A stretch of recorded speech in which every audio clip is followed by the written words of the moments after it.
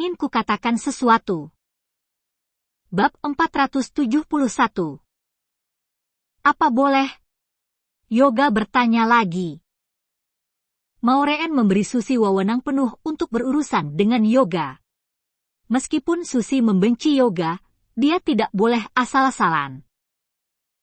Karena Yoga bilang dia tidak perlu berbicara dan hanya cukup dengan mendengarkan suara napasnya, Susi pun membalas, Yoga sangat gembira ketika membaca balasannya. Dia segera melakukan panggilan suara. Diam.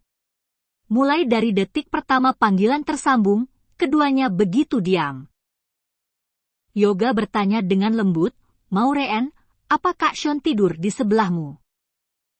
Susi berdeham, Yoga sangat gembira dan merasa bangga. Hahaha. Sean, bagaimana? Aku, Yoga Leono, masih saja lebih hebat darimu, kan?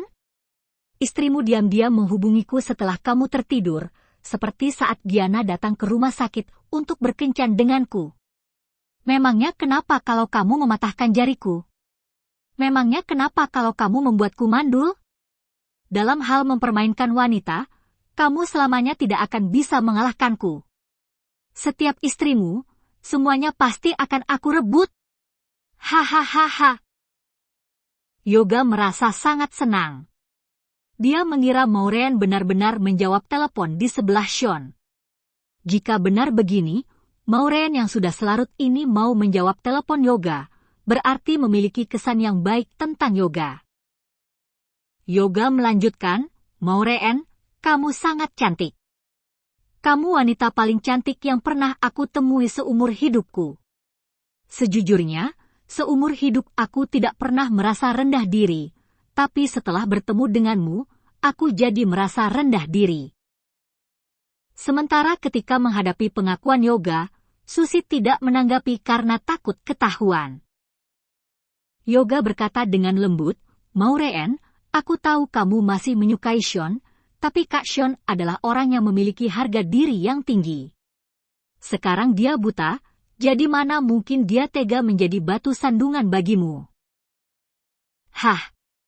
Kak Sean juga bilang kalau dia akan menceraikanmu. Dia juga bilang akan menyerahkanmu padaku. Mana mungkin aku, Yoga Leono, layak untukmu? Aku bahkan tidak berani membayangkan memelukmu dalam mimpiku. Aku merasa tidak layak, kata Yoga. Yoga melanjutkan, tapi, Sean saudara senasib sepenanggunganku.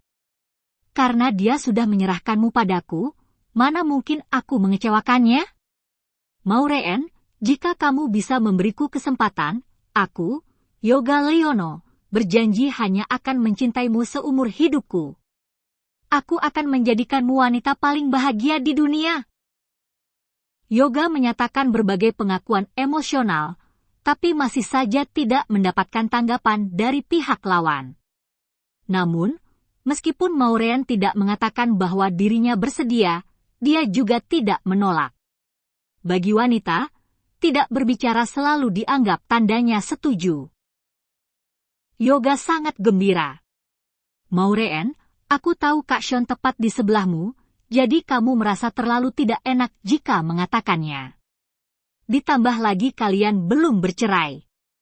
Tapi, kamu mendengarkan pengakuanku hingga selesai tanpa bersuara. Selain itu, kamu juga tidak menolakku. Aku sudah merasa sangat bersyukur. Besok kita sudah bisa bertemu. Hari sudah larut, istirahatlah, tutup Yoga. Pada saat ini, Susi kembali bersuara, Ketika mendengar suara Susi, Yoga keliru mengira itu suara Maureen. Dia menutup telepon, lalu menutup matanya dan berpikir, suara yang begitu lembut. Tadi Maureen pasti setuju. Dari awal, aku sudah mendengar kalau Maureen seorang wanita yang temperamental. Jika dia tidak menyukai seorang lelaki, tidak peduli seberapa mulia status orang tersebut, dia akan langsung menolaknya dan tidak menunjukkan belas kasihan padanya sama sekali. Tapi, tadi dia tidak menolak pengakuanku. Hahaha. Maureen sesetia akan segera menjadi wanitaku. Di tengah malam, Yoga membawa 2 orang ke rumah Sean dan Maureen. Sementara Sean, Maureen, dan Wawan semuanya duduk di dalam dan sudah menunggu lama. Yoga masuk bersama Cahyadi dan seorang wanita muda. Kak Sean. Maureen. Yoga menyapa Sean dan Maureen dengan penuh semangat, sama sekali tidak menyadari bahwa hari ini adalah kematiannya. Hari ini Maureen menemani ayahnya menghadiri pesta makan malam, jadi kebetulan dia mengenakan gaun berpotongan rendah yang sangat mewah dan indah. Setelah melihatnya, pikiran Yoga semakin liar. Apakah Maureen mengenakan gaun ini karena aku? Dia sangat menghargai aku sebagai calon suaminya. Haha. Yoga sama sekali tidak tahu bahwa orang yang paling dekat dengan kesuksesan seringkali berada paling dekat dengan jurang maut. Yoga, apa kamu sudah membawa Cahyadi? Tanya Sean. Yoga tertawa dan berkata, bawa? Wanita ini. Aku lupa kakak tidak bisa melihat, jadi kakak tidak tahu. Kak Sean, sejak dikebiri olehmu, Cahyadi menjalani operasi penggantian kelamin. Sekarang dia sudah berubah menjadi seorang wanita. Siapa wanita di sebelah Cahyadi itu? Tanya Sean. Yoga buru-buru menjawab, wanita ini yang diutus Cahyadi untuk meracunimu. Bicara. Yoga memarahi wanita muda itu. Wanita muda itu buru-buru berlutut pada Sean dan memohon belas kasihan, Tuan Muda Sean, maafkan saya. Malam itu saya yang sudah mencelakai Tuan. Cahyadi yang sudah memerintahkan saya untuk melakukannya. Tolong tunjukkan belas kasih Anda dan biarkan saya hidup. Sejak awal, wanita muda itu sudah disuap Yoga.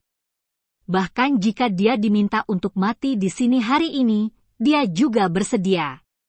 Itu karena Yoga sudah memberi keluarganya uang yang cukup banyak. Obat apa yang kamu gunakan untuk mencelakaiku? Tanya Sean. Wanita muda itu mengeluarkan sebotol obat dan menyerahkannya pada Sean. Sean bertanya-tanya, aku dengar dokter bilang, dia tidak pernah menemui obat mencelakaiku. Yoga, siapa yang membuat obat ini? Cahyadi menemukan seorang dokter jenius di Thailand. Aku sudah coba membantumu untuk menemukan dokter itu, tapi aku tidak bisa menemukannya, kata Yoga. Kak Sean, mengenai dokter itu, nanti aku akan membantumu mencarinya. Kakak urus saja dulu Cahyadi dan wanita yang pantas mati ini. Pukul atau bunuh saja semau kakak. Setelah mengatakannya, Yoga berinisiatif untuk berjalan ke arah Maureen, lalu tiba-tiba mengulurkan tangan untuk menyentuh lengan Maureen yang cantik dan berkata dengan lembut, Maureen, adegan berikutnya mungkin sedikit sadis. Aku akan membawamu keluar dulu. Yoga merasa bahwa dengan kepribadian Sean, dia pasti akan menghajar Cahyadi dan wanita muda ini dengan liar. Bahkan ada kemungkinan untuk mematahkan tangan dan kakinya. Jadi, dia berpikir untuk membawa Maureen keluar.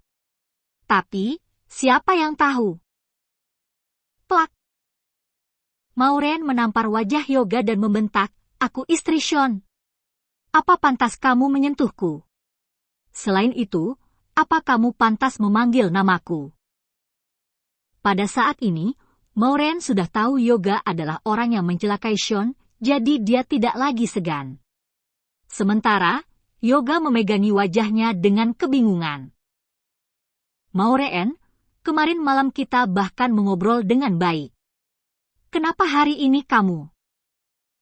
Yoga, dengar baik-baik, potong Maureen, aku tidak pernah mengobrol sepatah kata pun denganmu. Orang yang berkirim pesan denganmu adalah pembantuku. Apa? Yoga sontak terkejut. Pada saat ini, dia kembali menatap Sean dan melihat amarah yang membara di matanya. Sean perlahan-lahan bangkit dari tempat duduknya. Tiba-tiba sekujur tubuh Yoga merinding. Dia langsung ingat apa yang Sean katakan barusan dan sontak ketakutan. Tunggu. Bagaimana bisa kamu tahu ada seorang wanita yang berdiri di sebelah Cahyadi? Sean, kamu tidak buta.